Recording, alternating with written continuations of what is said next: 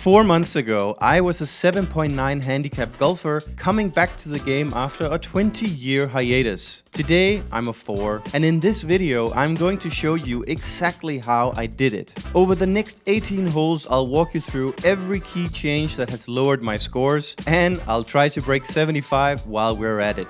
Let's go. Welcome to Santo da Serra Golf Club, guys. We are on top of Madeira Island, and can life be any better at this moment in time?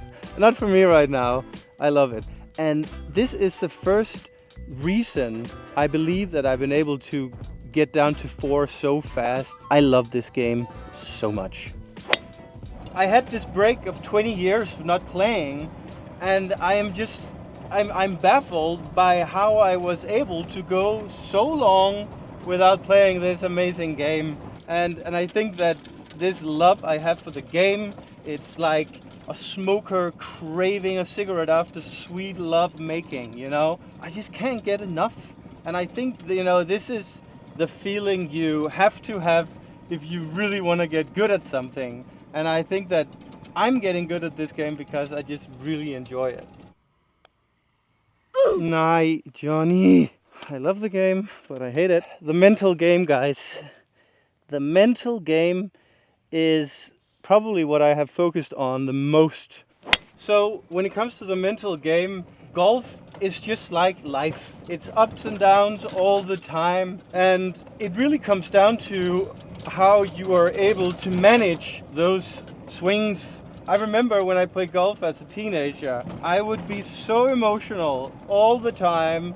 A good shot, like, yeah, that's epic, woohoo! And then a bad shot, it would ruin everything. That's why I rarely ever shot under 80. So what I've learned is that accepting that bad shots or shots that aren't exactly what you wanted is just a part of the game.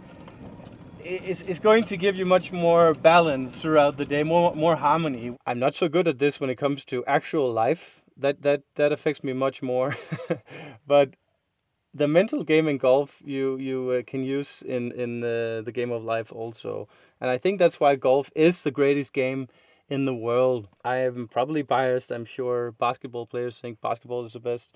NFL players think that NFL, or what's it even called? Rugby? Oh! Reading golf books. That's also one thing I've done, and that has helped me a lot. I know a lot of professional golfers, they don't really care for all that. But for us people who are not around the best people in the world when it comes to golf, coaches, trainers, you know, Butch Harmon and Hank Heaney and all those guys, books are really the only way where you get access to all this information. I don't read a book to learn exactly how to swing or exactly how to do all the different things of golf. There's 1,000 ways to do it. What I have learned from reading golf books is that sometimes there is something that just resonates with you, and that kind of fills out the blanks. For example, I read Dave Pelz' Short Game Bible, and he talked about dead hands in chipping. So completely dead hands, instead of using your hands. A lot of people do that. So that was like, aha, because I was kind of doing it already. But getting clarity in terms of, you know, what am I actually doing? Because I'm doing a lot of things that I'm not aware of in golf. So that's how golf books have helped me and continue to help me. So don't read them just to copy. Read them to be inspired and get like aha moments. It's a little risky, but I have to do it. It's a 5-wood, straight at it.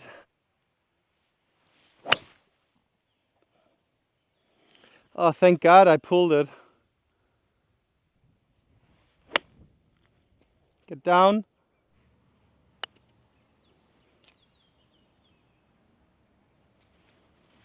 Yeah, not bad. I mean, this hole here, I think it deserves most beautiful golf hole. I don't know if it's in the world, but it's definitely, it's one of the prettiest I've seen.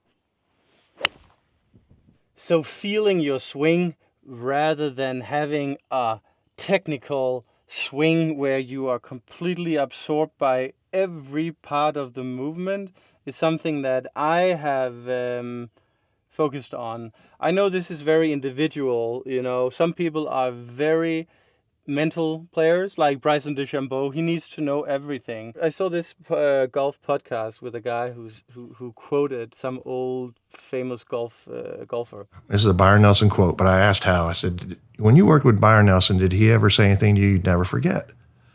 And he said, yeah. He said, Hal, there's two kinds of players, those that need to know a little and those that need to know it all.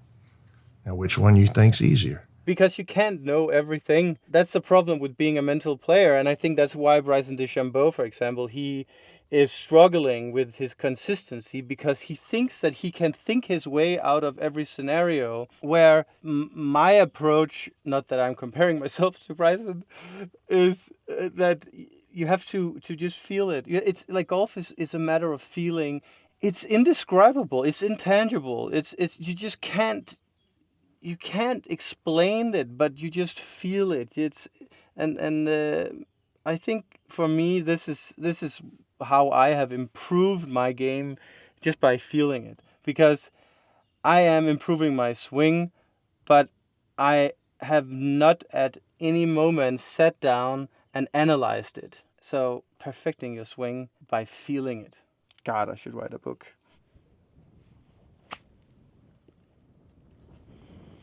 That's not good. I know I'm not an expert or an influence when it comes to golf, but I have this theory when it comes to the golf swing, because the golf community, they love analyzing swings.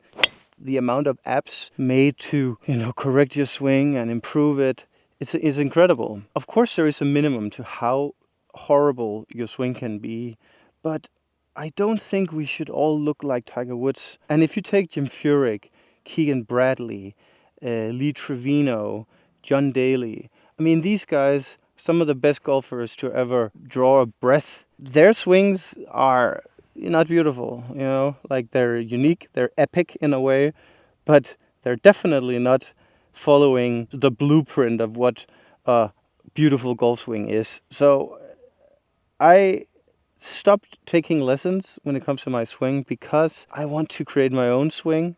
And I think maybe this theory only applies to single-digit handicappers, because if you're 48 or a beginner, you need guidance.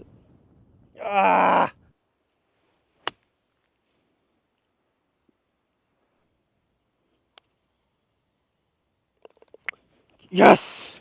Also, in case you're wondering why I'm wearing the Crushers hat and not my Johnny Golf, my own design by the way, it's because my friend Aniban Lahidi, who plays on the Crushers, is playing the final day of Live Indianapolis. So when you're watching this, it'll be Sunday, and hopefully he will be on top of the leaderboard. I have learned to accept failure. I have learned to treat it like a lesson and not a torture device. So this hole here, usually you would not use a driver because you only have 230 meters to the right side. But I like to punch a driver because it just feels pretty easy.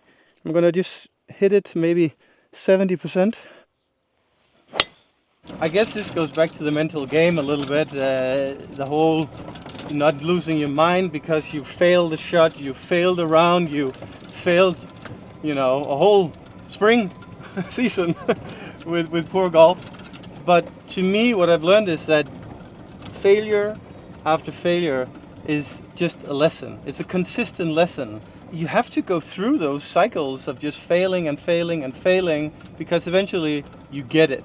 And this, my friends, is a great example on failing, because I did hit it too far, and now I'm inside this crap here. I don't know how I managed to get the ball here, but I managed.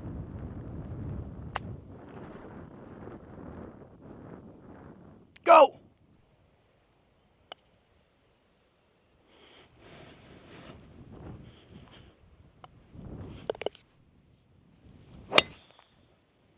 So I believe that the main reason I have gotten down to 4 so fast is because I play 18 holes every single time.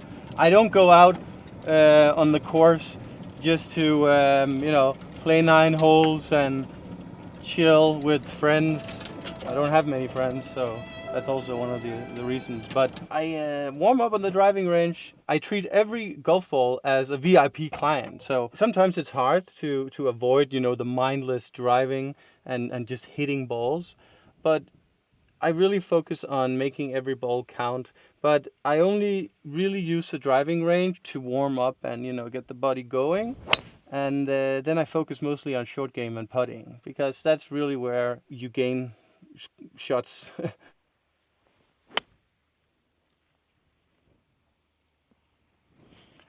Was it good? Was it good? Was it good?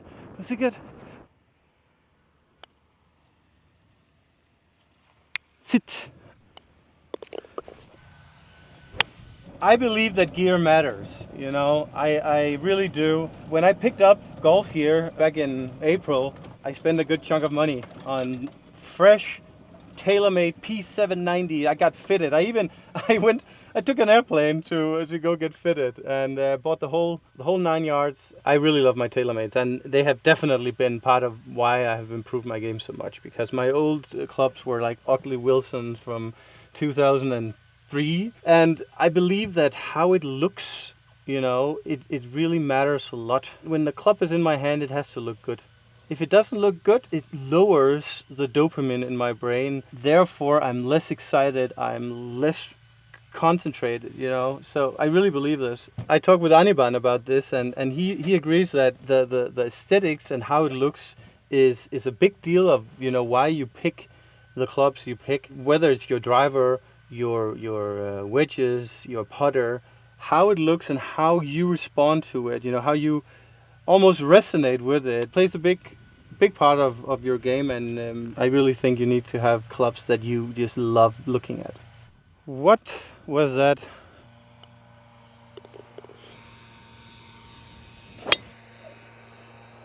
$107.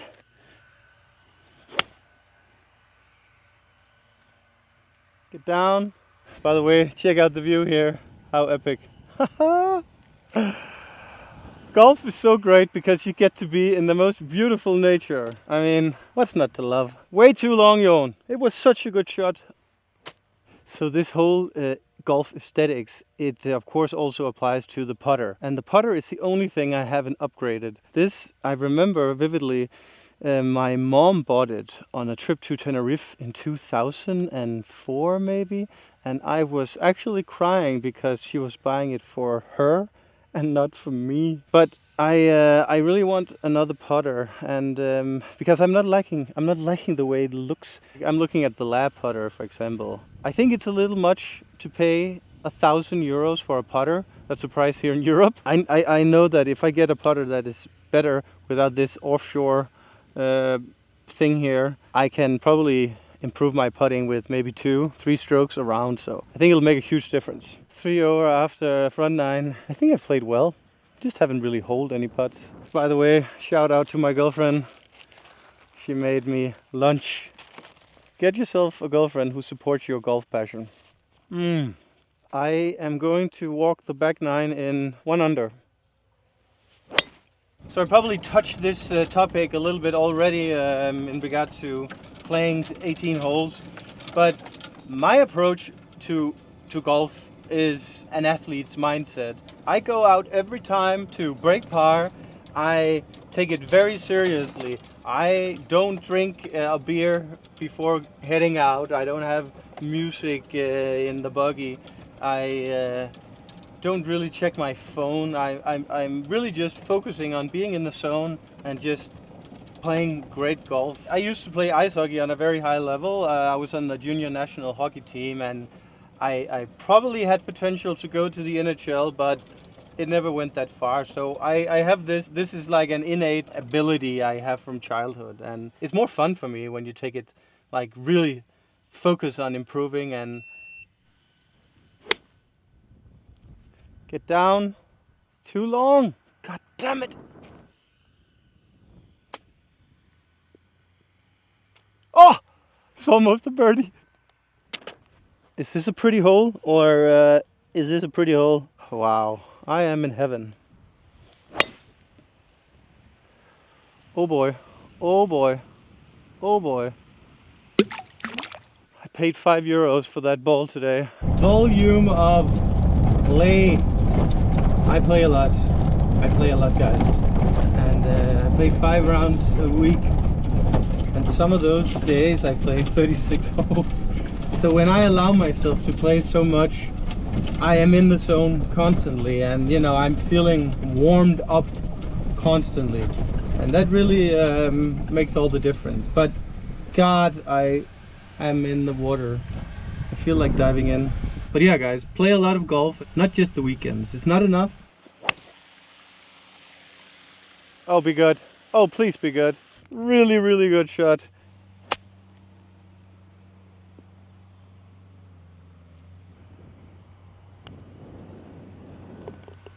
So one of the books I've read is Earl Woods, Tiger Woods' father. I don't think the book was what I expected it to be, because it's basically just a book where he tries to convince other parents that their children should play golf. But there is some nuggets in the book. One of them is Standard Operating Procedure, SOP. So Earl, he was a military guy, and his philosophy was that anything that could be standardized with a routine should be standardized as a routine. So for example, pre-shot routine.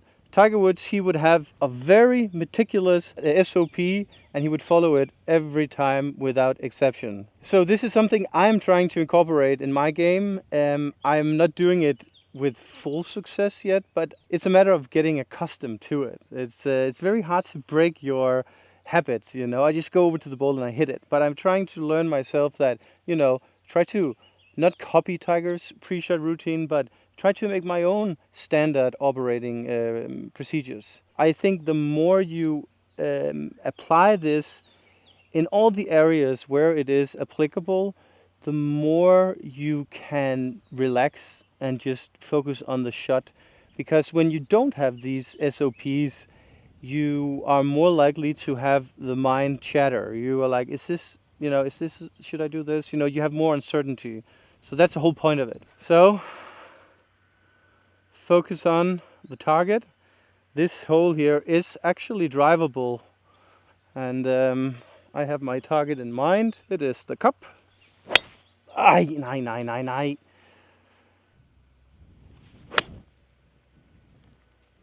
Oh, get down.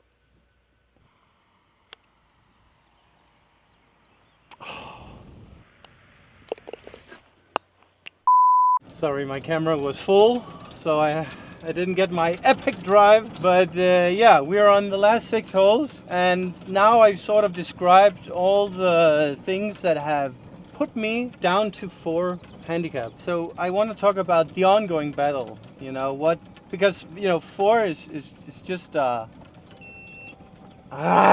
no, but 4 is just, it's, you know, it's where I am now, but scratch is the goal. I made this bet when I started this YouTube channel in April, that if I don't become a scratch player before April 5, 2026, so within 365 days, I will have to give my girlfriend a Mini Cooper convertible.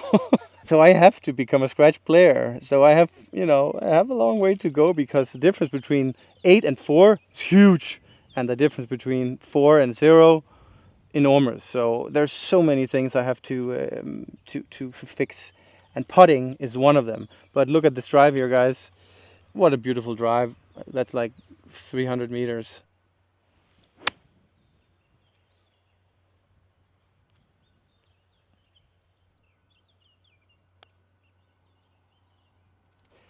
If I could just hold 20% of those birdie putts, I would be a scratch player, because I have a lot of them and I just rarely hold them. So putting, that is the ongoing battle. I will become a scratch player before April 5 next year, but I just have to probably buy that lap putter for €1,000. Honey, you will love that investment. But if I don't hold those putts, it's probably not going to be possible to be a scratch player, because bogeys is just part of the recipe. I mean, it's going to be hard for me to just avoid bogeys. We're playing against the wind almost all the way home. But something I'm also working on is course management. I have all my life, well, mostly as a teenager, 20 years ago, just played aggressively. Always go after the pin. no course management whatsoever. So obviously I have to learn how to play boring golf, because sometimes boring golf is what scores the lowest. So I have to grow up, you know. Oh, be perfect, be right. My wedges, guys, I swear to God, I am almost ready for the tour. I'm not even joking. Yeah!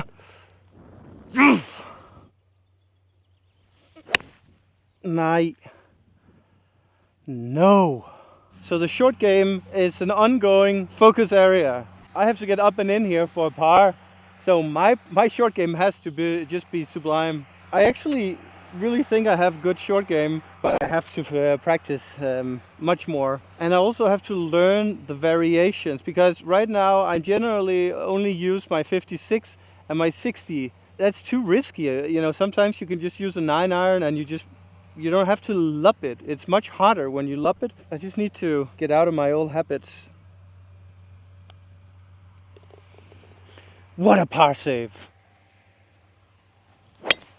So, confidence with my driver. I've always loved hitting drives, but I don't have a lot of confidence in it. And that's actually one of the aspects of my game where I really have to set up a framework that is very clear, because I need to know exactly when I make a draw and when I make a fade. On the driving range today, I actually had kind of a breakthrough. I figured out that if I just turn it a little bit more inward and put the ball directly outside my left foot, it got a good draw. You won't see me when I hit the shot because it's a blind shot. Is it good? Is it good? Is it good? Wow.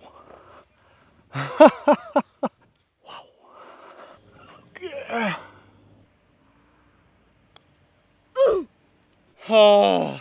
The thing with golf is that once you're bitten by the bug, you have an insatiable appetite to always want more, shoot lower, hit longer drives, hold more chips, and that's why I will just continue to learn. Ah, pulled. Oh, nice bounce. Sit, sit. So bad. We are at the 18th hole, guys, and I only have one more thing to say, but let me just make this drive here. Yes, that was the best drive of today. So the last thing I want to say is that I feel like, you know, one of those trains that they tried to stop in Breaking Bad. I am becoming a scratch player, and then I'm becoming a plus handicapper. I really believe it, and if you believe it, if you truly believe it, actually, if you assume it already now, it is already happened. So let's finish off with a birdie here, so I can wrap the back nine up with a -1.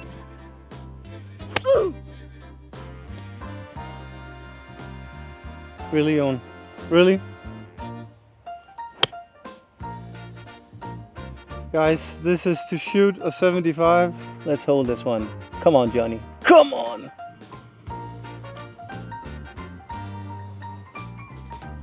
It literally hit the line. 76.